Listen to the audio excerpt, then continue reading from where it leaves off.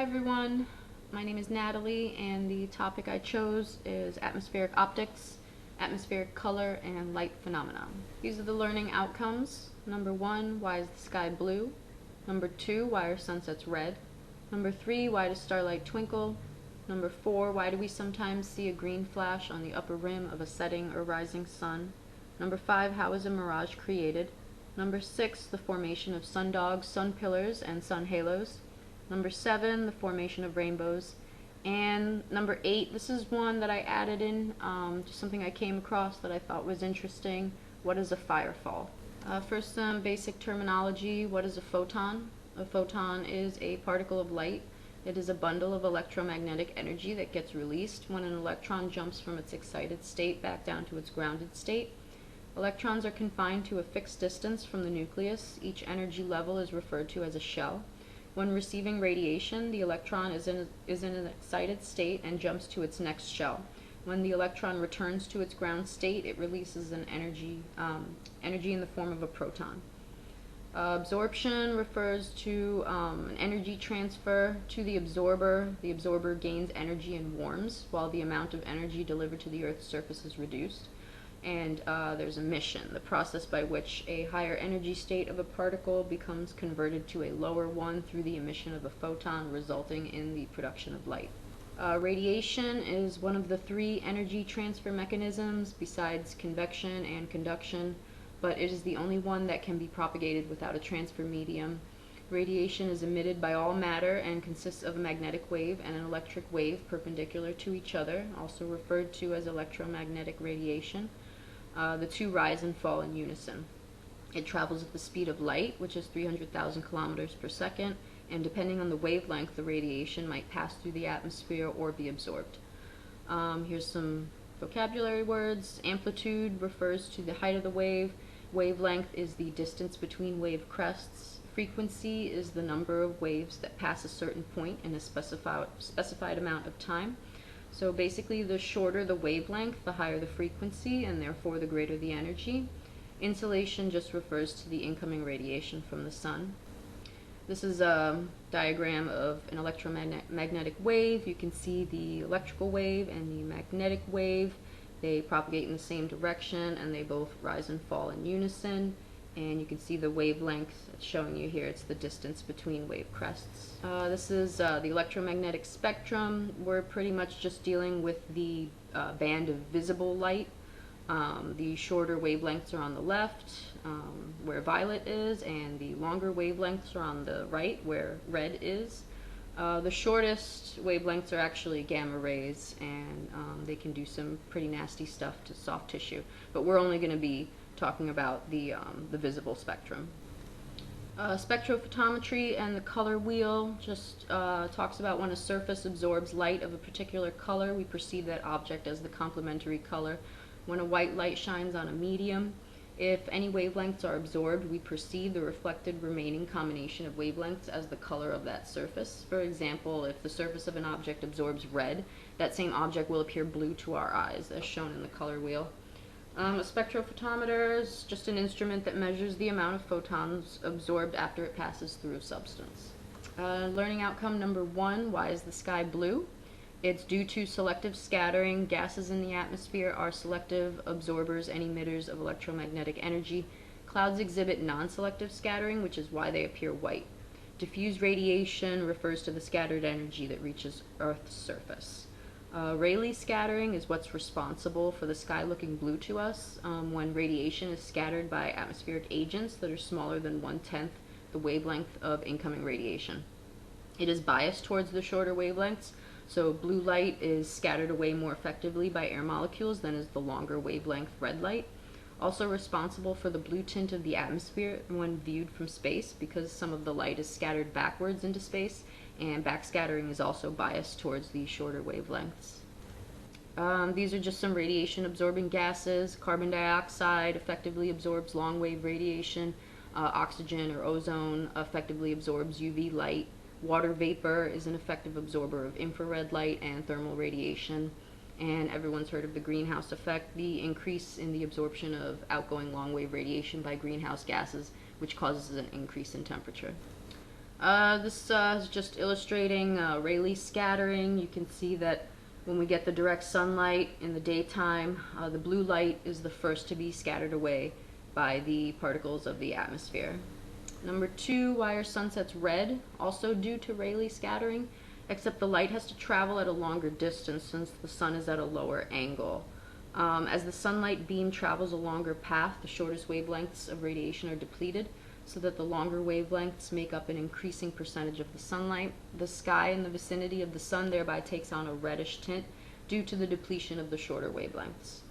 Mie scattering is another type of scattering that's also involved in making sunsets and sunrises appear redder than they normally would, caused by suspended aerosol particles, which are larger than air molecules, can be due to heavy air pollution or volcanic eruptions.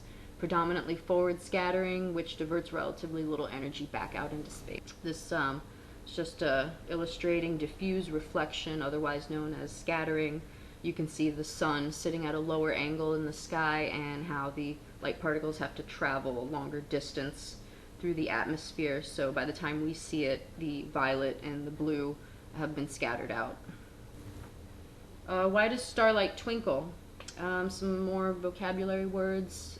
Refraction, when light is bent from passing through one medium of one density to another, or through a medium of varying density. Atmospheric refraction refers to the deviation of light as it passes through the atmosphere due to variations in air density. Atmospheric turbulence, the movement of air particles. Atmospheric turbidity refers to the amount of suspended aerosols contained within the atmosphere. The index of refraction is the measure of the bending of a ray of light when passing from one medium to another. The refractive index n is equal to the velocity c of a given wavelength in an empty space, otherwise known as a vacuum, divided by its velocity within the substance, v. So basically it's n equals c divided by v. The higher the refractive index, the slower the light can travel. It also depends on the angle at which you observe the star. If a star is directly overhead, its light will intersect the Earth's atmosphere at an angle close to perpendicular, minimizing refraction in general. And because stars are so distant, all the light is coming from a single point and is highly susceptible to atmospheric interference, which is why it doesn't really happen to planets. Here's just something illustrating atmospheric refraction. You can see the refractive index increases as the light has to travel deeper into the atmosphere. Here's a diagram of the refractive index as well. Number 4, why do we sometimes see a green flash on the upper rim of a setting or rising sun? Also due to scattering, at sunset, sunrise, the sun is at a lower angle. Light has to travel a longer distance through the atmosphere, which causes the short waves to get scattered out, and we mostly see the long waves. And also refraction. In addition to being scattered, the sunlight is also refracted by the atmosphere. The varying densities of the atmosphere affect how much the light is refracted. We see red towards the bottom of the sunset since long waves are refracted less than short waves. The green flash occurs when the sun is sitting extremely low on the horizon. The blue is preferentially scattered out and the remaining light at the upper rim appears green. The rarest type, the vertical green ray, is a combination of the green flash and hazy air, and this effect is enhanced by mirages, which increase refraction. Here's a picture of the green flash and also just a little illustration. You can see that the shorter wavelengths are scattered out and the remaining light that we see at the upper rim of the sun is green, and we see yellow and red towards the bottom. Number 5, how is a mirage created?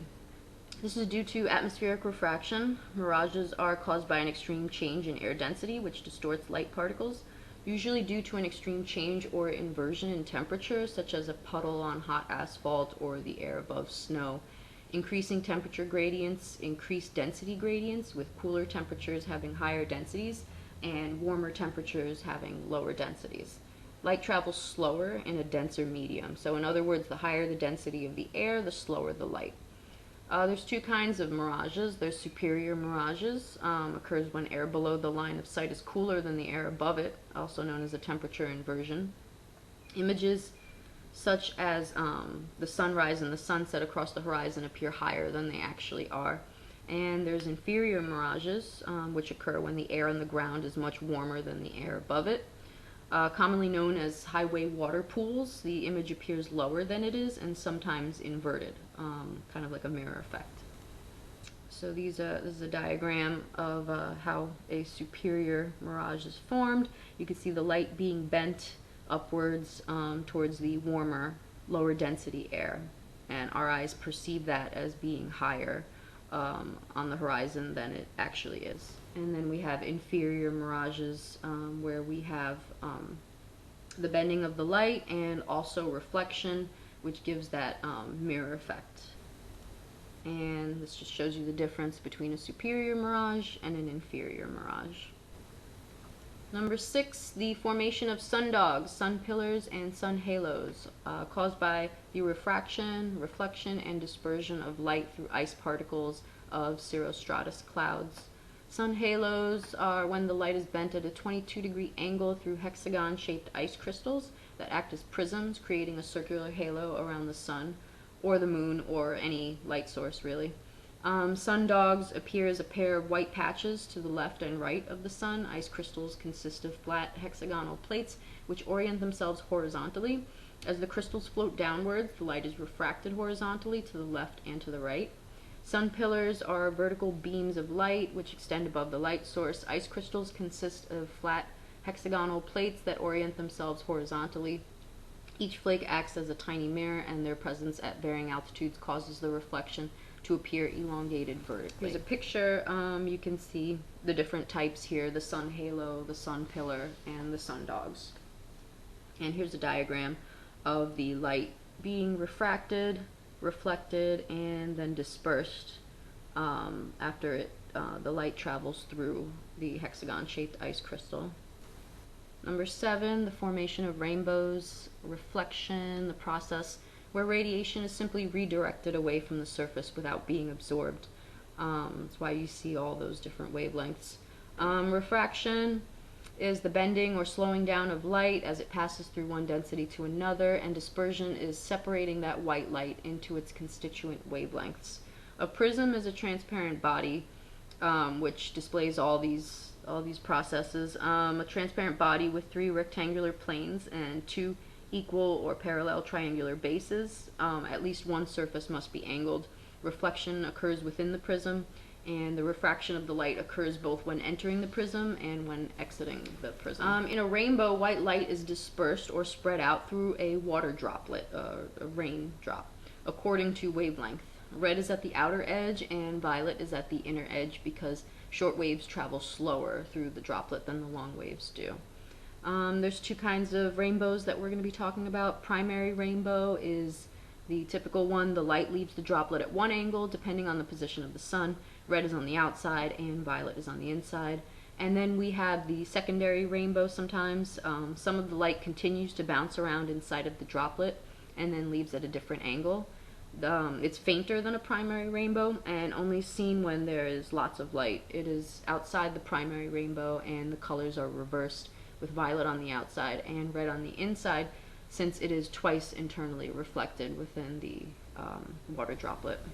And here's just an illustration of the primary and secondary rainbow. See, the secondary rainbow is fainter and you can see it on the outside of the primary rainbow.